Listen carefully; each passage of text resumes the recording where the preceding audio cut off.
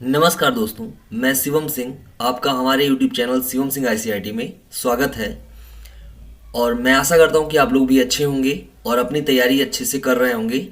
आज की वीडियो में हम लोग कंप्यूटर फंडामेंटल टॉपिक के टॉप क्वेश्चंस को लेने वाले हैं और इन सभी क्वेश्चंस को सॉल्व करेंगे डिटेल्स में, और जो भी उसके ऑप्शंस हैं उनको डिटेल में समझेंगे कि ये कैसे आपके क्वेश्चंस को गलत करवाने में या सहयोग करते हैं। तो हमें यहाँ पे समझना होगा कि जब भी हम MCQs को सॉल्व कर रहे हैं तो जो गलत ऑप्शंस हैं उनको हम अलग कर पाएँ। तो आज इस वीडियो में हम लोग ये सारी चीज़ें समझेंगे कि कैसे हमें क्वेश्चंस को सॉल्व करना चाहिए। और अगर अभी तक आप लोगों ने कंप्यूटर फंडामेंटल की वीडियोस को नहीं देखा है तो आपको डिस्क्रिप्शन में लिंक मिल जाएगा और आप इस प्लेलिस्ट पे जाके देख सकते हैं। आपको चैनल पे यूपी कंप्यूटर ऑपरेटर के नाम से एक प्लेलिस्ट मिलेगा, वहाँ पे जाके आप देख सकते हैं। तो चाहे आप कंप्यूटर ऑपरेटर की तैयारी कर रहे हैं या आप UPSI की तैयारी कर रहे हैं, दोनों का जो कंप्यूटर का सिलेबस है वो सेम है, तो आप तैयारी कर सकते हैं और ये काफ़ी आपको सहयोग करेगा। तो चलिए शुरू करते हैं और आज का वीडियो, और देखते हैं कि आप लोग कितने क्वेश्चंस को सही करते हैं। आज का जो पहला क्वेश्चन है वो है कि सेकंड जनरेशन कंप्यूटर, जो सेकंड जनरेशन है, ये 1955 से 1964 के बीच में माना जाता है।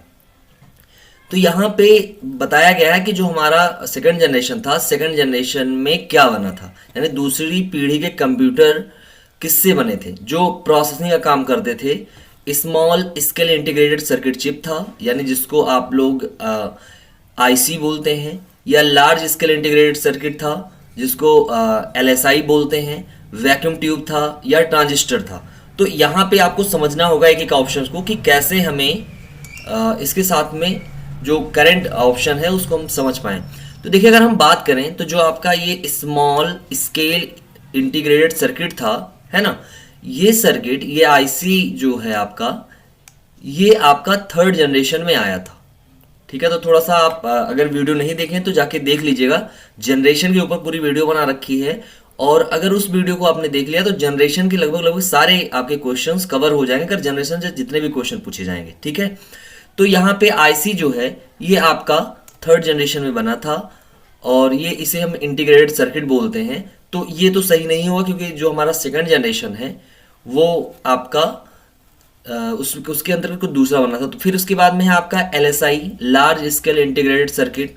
अगर लार्ज स्केल इंटीग्रेटेड सर्किट की बात करते हैं आप, तो ये भी आपका थर्ड जनरेशन में, ये दोनों आपके थर्ड जनरेशन में बने थे। ठीक है, फिर है आपका वैक्यूम ट्यूब। वैक्यूम ट्यूब आपका फर्स्ट जनरेशन में यूज हुआ था प्रोसेसिंग के लिए।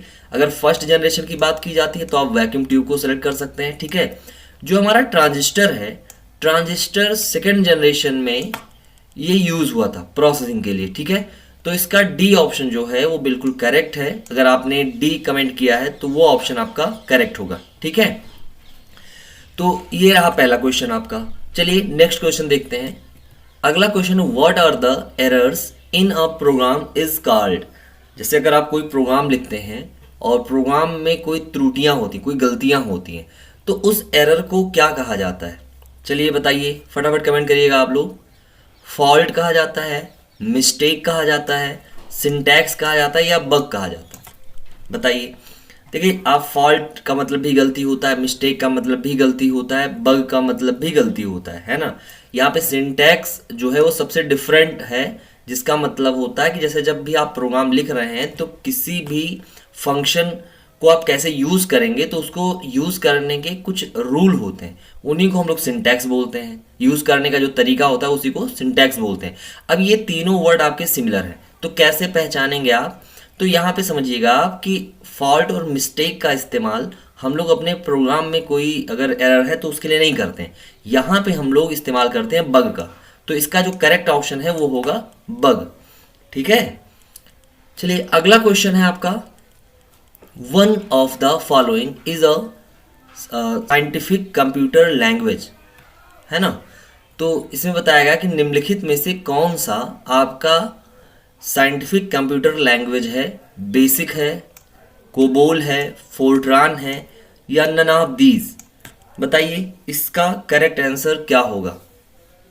One of the following is a scientific computer language?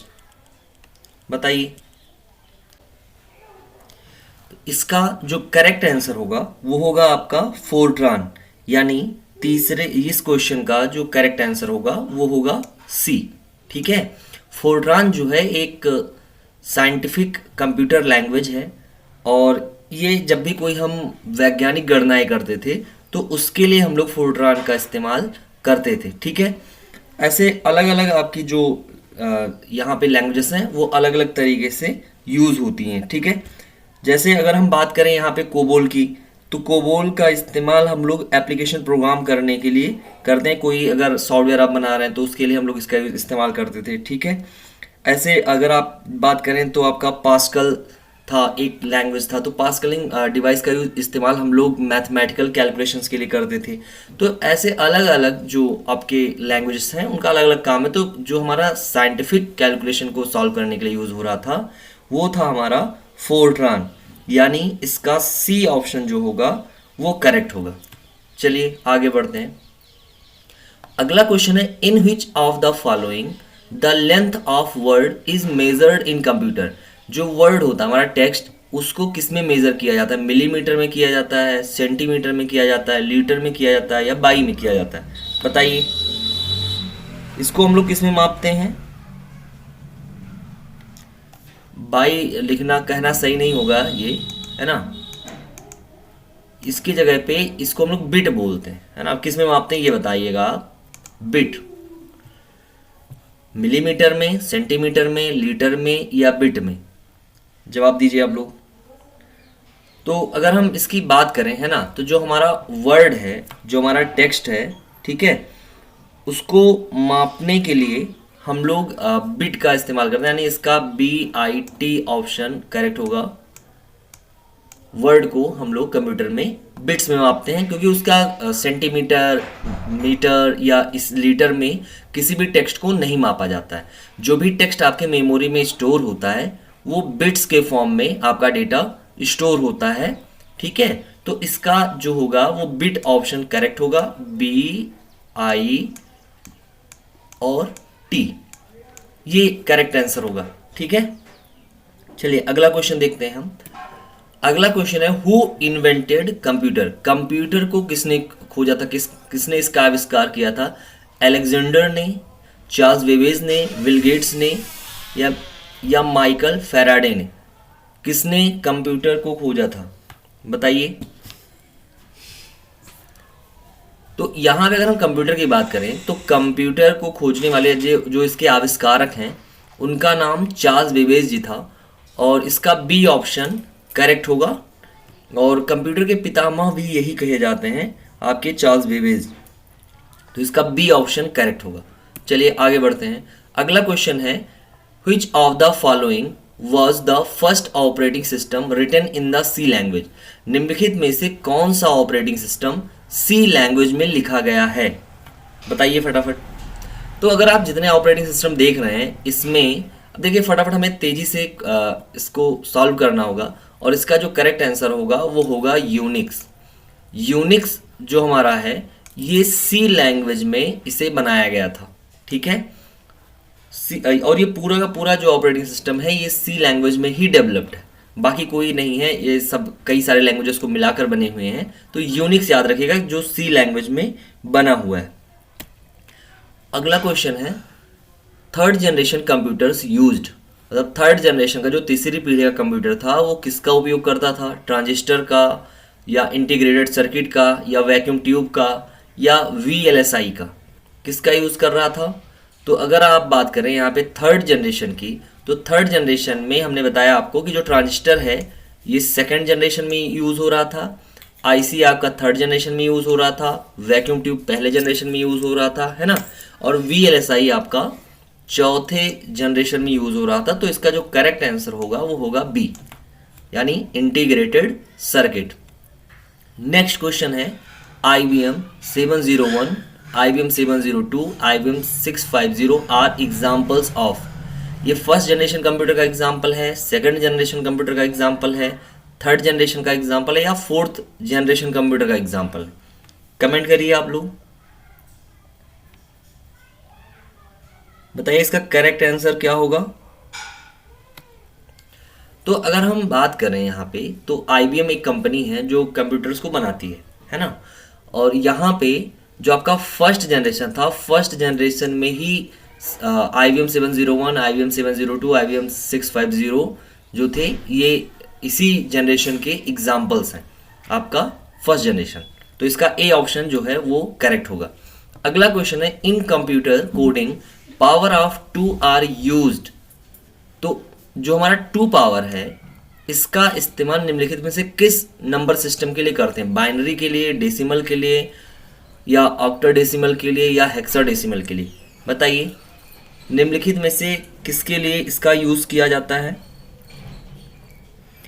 तो ये जो 2 है ये बेस होता है आपके बाइनरी नंबर का, और बाइनरी का 2 होता है अगर कभी पूछा जाता है। देखो इन सबको समझना होगा। और डेसिमल का जो है वो 10 होता है, ऑक्टा का 8 होता है, और हेक्साडेसिमल का 16 होता है।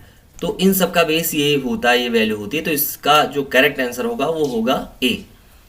अगला क्वेश्चन है, what is Intel core i7। तो ये जो इंटेल कोर है ये हमारा प्रोसेसर है, ठीक है। यहाँ पे इंटेल कंपनी अलग अलग प्रकार के प्रोसेसर्स को बनाती है। जैसे आपने सुना होगा i3, i5, i7। तो i7 जो है ये आपका इसका जनरेशन है, और ये एग्जाम्पल है आपके प्रोसेसर का। बाकी रैम अगर बात करें तो रैम आपका एक प्राइमरी, रैम और रोम ये दोनों प्राइमरी मेमोरी हैं। रैम के अंतर्गत जो डेटा स्टोर होता है वो आपका टेम्परेरी रूप से स्टोर होता है, और रोम के अंदर जो डेटा आपका स्टोर होता है वो परमानेंट स्टोर होता है, और उसे आप डिलीट भी नहीं कर सकते।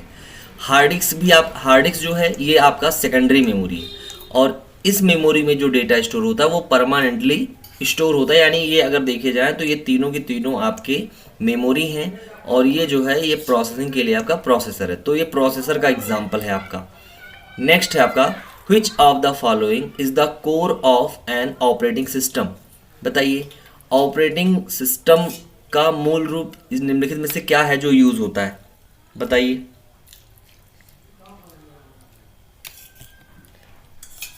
तो यहाँ पे अगर हम बात करें तो वेंचुरा है, जेनिक्स है, डिवाइस ड्राइवर है, या कर्नल है।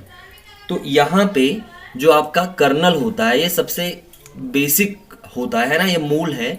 और यहाँ पे अगर हम बात करें तो आपके हार्डवेयर से डायरेक्टली जो कम्युनिकेट होता है वो आपका कर्नल ही होता है, ठीक है। और डिवाइस ड्राइवर जो है, डिवाइस ड्राइवर जैसे आपने प्रिंटर जोड़ दिया, तो प्रिंटर से अगर आप प्रिंट करना चाहते हैं तो उसका ड्राइवर भी आपको यहाँ पे इंस्टॉल करना पड़ता है, तो आपका डिवाइस ड्राइवर होता है, ठीक है।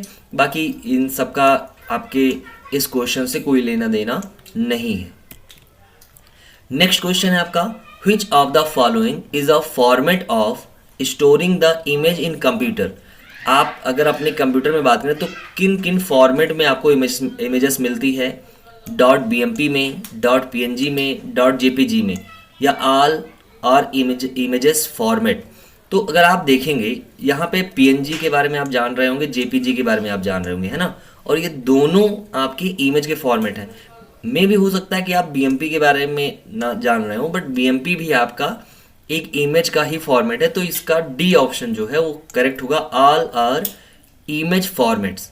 तो इसके सारे ऑप्शन सही हैं, और ये इन सारे रूपों में आपका इमेज स्टोर होता है।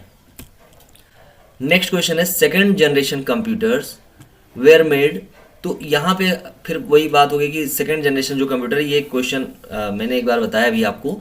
तो इसका जो करेक्ट आंसर होगा, तो दूसरी पीढ़ी में आपका ट्रांजिस्टर यूज हो रहा था, तो डी ऑप्शन इसका करेक्ट होगा, ठीक है। अगला क्वेश्चन है आपका, which unit of the computer is considered as the brain of the computer. तो निम्नलिखित में से आपका कौन सा कंपोनेंट है जो कंप्यूटर का ब्रेन कहा जाता है? CPU, input unit, memory unit, या आउटपुट यूनिट। यानी input device, output device, memory या CPU। तो कंप्यूटर का जो ब्रेन है वो आपके CPU को हम लोग कहते हैं। CPU का काम प्रोसेसिंग करने का होता है। इसका पूरा नाम होता है सेंट्रल प्रोसेसिंग यूनिट। इसके 3 पार्ट हैं, ALU, MU और CU। ALU का मतलब होता है arithmetic and logic unit, MU का मतलब होता है मेमोरी यूनिट जो डेटा को after and before processing store करता है, और जो आपका CU है कंट्रोल यूनिट, तो वो एज अ बॉस काम कर रहा होता है, जो भी प्रोसेसिंग होती है उनको कंट्रोल करने का काम आपका उसी पार्ट का होता है। ठीक है, बाकी इनपुट डिवाइसेस का इस्तेमाल करके हम लोग यूज़र्स के द्वारा इनपुट लेते हैं, मेमोरी यूनिट का इस्तेमाल करके डेटा को स्टोर किया जाता है, और जो हमारा आउटपुट यूनिट है इससे हम आउटपुट को देखते हैं या शो करवाने के काम में आता है। ठीक है, अगला क्वेश्चन है which of the following is an input device used to enter motion data into computers or other electronic devices। बताइए कि निम्नलिखित में से कौन सा इनपुट डिवाइस या कंप्यूटर या अन्य इलेक्ट्रॉनिक उपकरणों में गति देता है, गति डेटा को यहाँ पे इनपुट करवाने के काम आता है, बताइए। तो अगर आप इस क्वेश्चन की बात करें तो इसमें ऑप्शन दिया गया प्लॉटर, ट्रैक बॉल, मॉनिटर और जॉयस्टिक। करेक्ट आंसर क्या होगा इसका? तो यहाँ पे जब हम लोग अगर माउस की बात की जाए तो माउस भी एक पॉइंटिंग डिवाइस है, तो ट्रैक बॉल में एक बॉल लगी होती थी, है ना, और उस बॉल को हम लोग मूव करके हम लोग उसे चलाने का काम करते थे। और अगर आपका माउस अगर आप चला रहे हैं करंट टाइम में तो हम लोग ऑप्टिकल टाइप का माउस यूज़ करते हैं, और यहाँ पे लेज़र लाइट की मदद से हमारा मूव करने का काम करता है। और यहाँ पे जो आपका ट्रैक बॉल है, ट्रैक बॉल में एक बॉल लगी होती थी, और उस बॉल को आप जिधर भी मूव करवाते उसके हिसाब से आपका ये जो माउस का कर्सर है वो मूव आपकी स्क्रीन पे करता। चलिए अगला क्वेश्चन देखते हैं। अगला क्वेश्चन है which of the following is not an input device। निम्नलिखित में से कौन सा इनपुट डिवाइस नहीं है? कीबोर्ड नहीं है, माउस नहीं है, या मॉनिटर। तो तीन ऑप्शन दिए गए हैं और तीनों में से आपको पहचानना है, और इसका ऑप्शन दिया गया both first and second, only third, both second and third, या ओनली सेकंड। तो कौन सा नहीं है? कीबोर्ड आपका एक बेसिक इनपुट डिवाइस है जिसका यूज़ करके आप किसी भी टेक्स्ट को इनपुट कर सकते हैं। दूसरा है आपका माउस, माउस एक पॉइंटिंग डिवाइस है और ये भी एक इनपुट डिवाइस है जिससे आप किसी भी फोल्डर या फाइल पे आप क्लिक करके उसे ओपन कर सकते हैं। और जो मॉनिटर है ये स्पेशली आपके डेटा को डिस्प्ले करने के काम आता है, यानी ये एक आउटपुट डिवाइस है। तो इसका जो करेक्ट आंसर होगा वो होगा ओनली थर्ड, यानी बी ऑप्शन आपका बिल्कुल सही है। अगला क्वेश्चन देखते हैं। अगला क्वेश्चन है in computers which is the full form of NIC। NIC का पूरा नाम क्या है? नेटवर्क इंटरफेस कार्ड होगा, नेटवर्क इंफॉर्मेशन कार्ड होगा, न्यू इंटरफेस कार्ड होगा, या न्यू इंफॉर्मेशन कार्ड होगा। इसका करेक्ट आंसर बताओ फटाफट। तो NIC का पूरा नाम होता है नेटवर्क इंटरफेस कार्ड, यानी इसका ए ऑप्शन जो है वो बिल्कुल सही है। अगला क्वेश्चन देखते हैं। क्वेश्चन है pick the odd one out in central processing unit of a computer. मतलब निम्नलिखित में से कौन सा बाकी से अलग है, ये आपको चुनना है। तो लिखा है ALU and control unit both, control unit केवल अलग है, या ALU यानी अर्थमेटिक एंड लॉजिक यूनिट अलग है, या आउटपुट यूनिट अलग है। तो मे बी क्वेश्चन काफ़ी इजी है, आप इसे बता सकते हैं। अभी मैंने इसके बारे में बताया भी आपको कि CPU का ही पार्ट होता है ALU, CU एंड ALU, और जो हमारा आउटपुट यूनिट है ये डिफरेंट है, इसका काम आउटपुट को दिखाने का होता है। तो इसका जो डी ऑप्शन होगा वो आपका बिल्कुल करेक्ट होगा, ठीक है, क्योंकि ये सारे आपके ये जो तीनों हैं ये आपके CPU के ही पार्ट हैं, और जो आउटपुट यूनिट है ये एक आउटपुट डिवाइस है और इसका काम आपके आउटपुट को दिखाने का होता है बस। नेक्स्ट क्वेश्चन की तरफ चलते हैं। और अगर आपको वीडियो पसंद आ रहा हो तो वीडियो को लाइक ज़रूर कर लीजिएगा और अपने फ्रेंड्स के साथ में शेयर करिएगा। और अगर आपने पिछले वीडियोस नहीं देखे तो उनको देख लीजिएगा एक बार, क्योंकि उनको देखने के बाद अगर आप क्वेश्चन सॉल्व करते हैं तो आपको काफ़ी मज़ा आएगा। और आगे ऐसे ही आपको वीडियोस मिलते रहेंगे, डेली 9 बजे मिलते हैं। आज संडे है तो इसलिए वीडियो थोड़ा सा जल्दी आपको मिल रहा है, बाकी रात में 9 बजे आपको डेली वीडियोस मिलेंगे। और आपका एग्ज़ाम जो है, एग्ज़ाम थोड़ा सा अभी टाइम है होने में, तो आप लोग पहले से तैयारी अच्छा करते रहिए। क्योंकि चुनाव के बाद ही एग्ज़ाम होने की संभावना है, उससे पहले कोई चांस नहीं है कि एग्ज़ाम होगा। तो इसीलिए आप थोड़ा सा वेट करते हुए अपनी तैयारी को अच्छा कर लीजिए, और टाइपिंग की तैयारी भी आप पहले से ही करते रहिएगा। और अगर आपने ये इंतज़ार किया कि जब हमारा एग्ज़ाम हो जाएगा देन हम शुरू करेंगे, तो आपको हिंदी और इंग्लिश दोनों की प्रैक्टिस करनी है, तो इसलिए आप पहले से ही प्रैक्टिस करते रहें, ऐसा ना हो कि देर हो जाए। चलिए नेक्स्ट क्वेश्चन देखते हैं हम। अगला क्वेश्चन है कि what is the name of India's fastest and first multi petaflops super computer.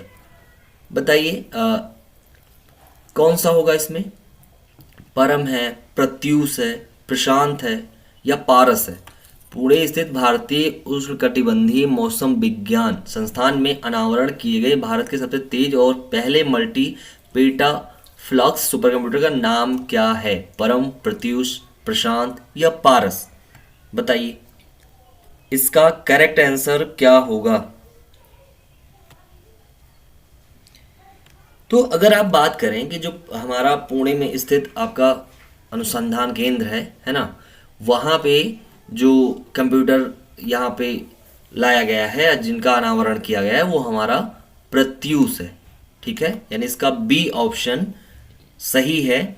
और इसके पहले अगर पूछा जाए कि पहला सुपर कंप्यूटर कौन सा है इंडिया का, तो परम होगा। ठीक है, तो इसका बी ऑप्शन जो है वो बिल्कुल करेक्ट होगा। चलिए आगे बढ़ते हैं। अगला क्वेश्चन है कि 1 मेगाबाइट यानी 1 MB कंसिस्ट ऑफ 1024, मतलब इस एक MB में ये पूछ रहा है कि कितने GB होंगे, या मतलब कि 1024 GB होंगे या 1024 KB होंगे, 1000 TB होंगे या 1000 बाइट होगा। तो एक MB में 1024 बाइट होता है। ठीक है, और 1024 बाइट में अगर आप देखें, ठीक है, तो 1 MB होगा, और 1024 MB में 1 GB होता है, और 1024 GB में 1 TB होता है। ठीक है, तो इस तरीके से आपका ये है, और इसका जो डी ऑप्शन है वो बिल्कुल करेक्ट होगा। तो आप लोग कमेंट करके बताइए कि आप लोगों ने टोटल कितने क्वेश्चंस को आप लोगों ने सॉल्व किया है और कितने आंसर आपके सही रहे।